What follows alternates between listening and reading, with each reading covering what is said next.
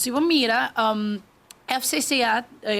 tem hopi saturação, des hopi gente que busca casa social para sobra. Ora que você hyr via FCCA, você haya um subsídio. O governo te ajudava a pagar o hyr, que te mais acessível para a pessoa com menos recursos.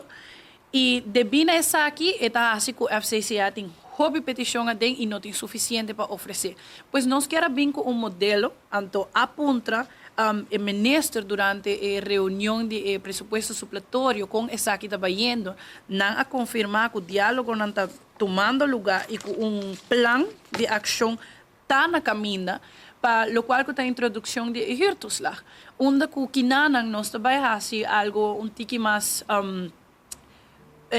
fair, justo para o pueblo, onde não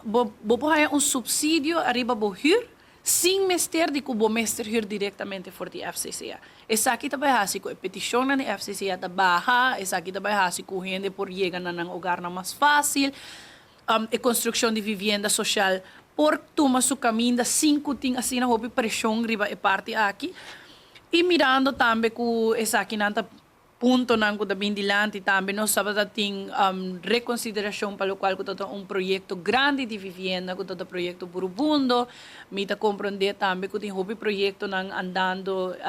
de diálogo agora aqui com o governo des nós está pendiente de tudo isso aqui nang e nós lo seguimos monitorear sobre todo o qual ko ta hirtuslag.